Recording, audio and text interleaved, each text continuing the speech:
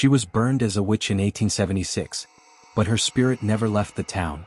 Don't forget to subscribe, like, and comment, because what you're about to hear is a true horror story the locals tried to erase. Ashwood Hollow, Massachusetts. A quiet, old-fashioned town surrounded by black pine trees and fog so thick it feels alive. It's the kind of place where every house has a secret, and every shadow looks back at you. For over a century, people in Ashwood Hollow have whispered the same story, about a woman named Eleanor Haskett, burned as a witch in 1876. Some say it was justice. Others swear it was murder. The story begins on a freezing night in December 1876. The townspeople gathered in the square, torches in hand, faces twisted by fear. At the center stood Eleanor, her dark hair tangled, her pale face calm as if she already knew her fate. They accused her of summoning storms, poisoning cattle, and cursing a pastor's daughter who fell sick for 13 days straight. When she spoke, her voice didn't tremble. "I only healed what you feared to touch," she said. "But when the fire comes for you, remember this night." The crowd roared. The fire was lit. Flames rose high, devouring her figure. Yet as her body vanished, her shadow stayed on the wall behind her, still moving when she was gone. 4 years after that night, nothing grew at the crossroads where she died. The grass turned gray and the soil stayed cold even in summer. People avoided the place.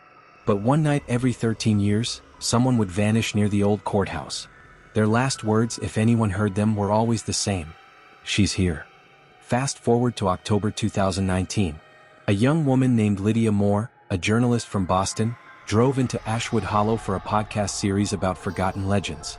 She wanted to prove that the witch story was just folklore, nothing more than superstition from an old world. When Lydia arrived, the town felt frozen in time. Wooden houses leaned under the weight of years. The church bell hadn't rung in decades. The air smelled of rain and rust. She checked into an old inn run by an elderly woman named Martha Greaves. Martha warned her not to go near the crossroads at night. "They burned her there," she said, her voice trembling. "And she's still looking for the ones who watched." Lydia laughed softly. "It's just a story." But that night her recorder picked up something. She had left it running while she reviewed notes. The playback was faint, full of static, until a whisper cut through the noise. "Fire remembers every name." The next morning, Lydia visited the town library.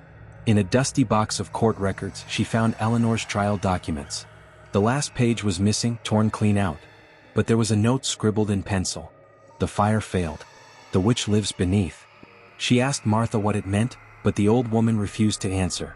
Her eyes watered as she whispered, "Don't dig into the dead, child. They'll dig back." That night, the wind howled so hard it rattled the windows. Lydia woke up to the smell of smoke. But when she looked outside, nothing was burning. The streets were empty.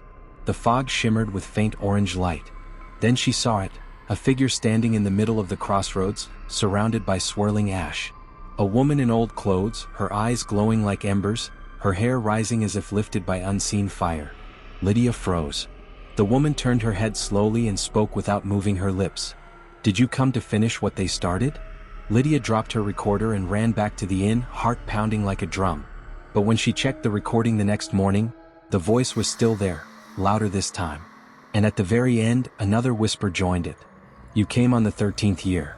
By the time Lydia woke the next morning, the fog was thicker than ever. It pressed against her window like smoke trying to get in. Her recorder was still on the nightstand, the red light blinking. She hit play again. The whisper came through, clearer this time. 13 years, the fire calls again."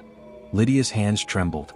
The voice was female, soft but sharp, like wind slicing through glass. And there was something else, a faint sound beneath it. Chains dragging across stone.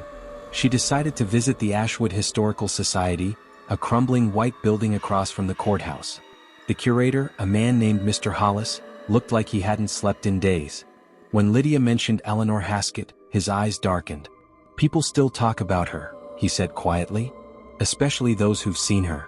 He led Lydia into the archives, dusty shelves stacked with boxes older than the town itself. Hollis pulled out a file marked 1876, Trial and Execution. Inside were sketches of Eleanor and a faded photo of the old courthouse, burned and rebuilt several times. But one paper made Lydia's stomach twist, a letter dated September 12, 1876, written by the town's pastor. "We failed to cleanse her blood. It runs through another." The child was hidden before the flames. Lydia froze. "The child?" she asked. Mr. Hollis nodded. Eleanor was pregnant when they burned her. The townsfolk didn't know until years later. Someone helped the baby escape. That's why the curse still holds, the bloodline survived. The air grew colder. Lydia's breath came out in mist. Do you know what happened to the baby? He hesitated, then whispered, the child's descendants never left Ashwood Hollow. Some say one of them returned. Lydia felt her pulse race. Returned? Yes, Hollis said. Her name was Moore. Her legs nearly gave out. My name is Moore, she said softly. The room fell silent. Hollis stared at her with wide, terrified eyes. Then he took a step back, whispering a prayer under his breath. That night, Lydia sat alone in her room, staring at the diary she'd found among the town archives, Eleanor's diary. Its cover was cracked and blackened, but the writing inside was still visible.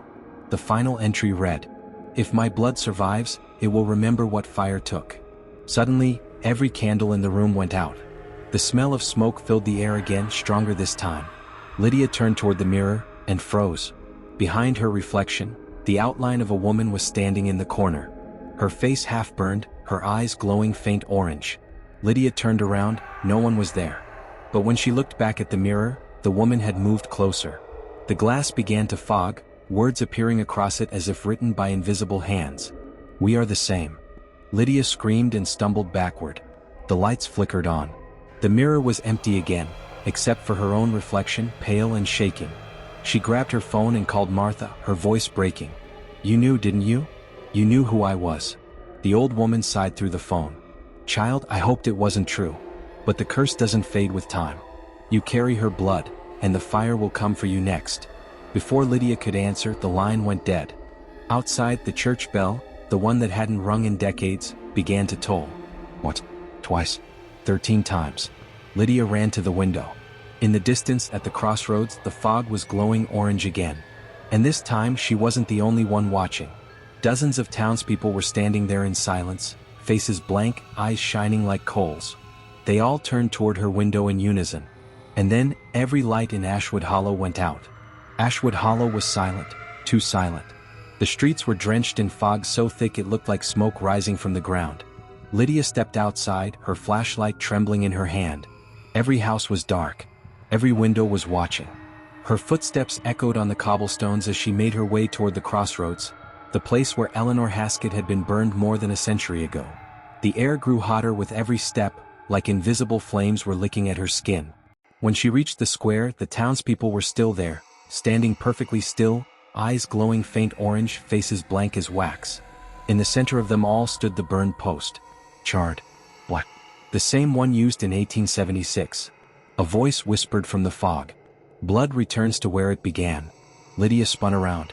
The voice came from nowhere and everywhere at once. Suddenly the crowd began to hum, low and hollow, like a chant from deep underground. Their voices rose together in a language she didn't recognize. Then the fog parted. Eleanor was there. The witch stood barefoot in the dirt, her long hair floating around her face, her eyes burning like living fire.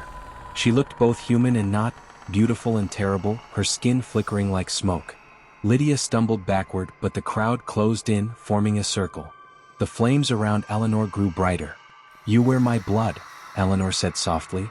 "You came to end me, yet you carry me." "I'm not you," Lydia whispered, tears running down her face. Eleanor stepped closer.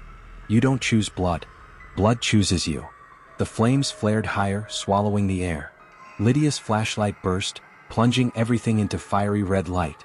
Images flickered through the haze, flashes of the past. A baby crying in the night. A woman running through the woods. Fire consuming a church.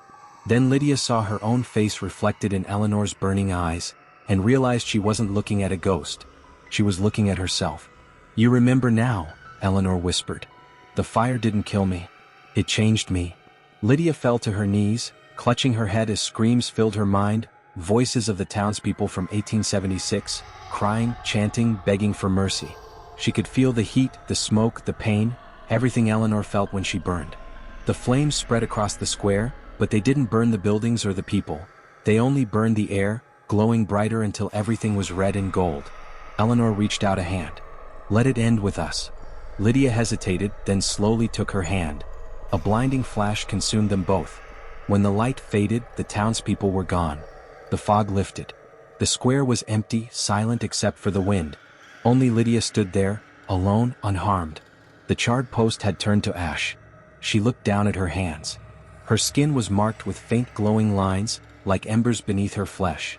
The whispers were gone, but in her heart she could still hear one last voice. "You carry the fire now. Keep it asleep." Lydia left Ashwood Hollow that night. The town has been abandoned ever since. But sometimes, on cold October nights, travelers passing through swear they see a woman walking along the road, her shadow glowing faintly orange against the fog. And if you listen closely, you can hear her whisper, "The fire never dies."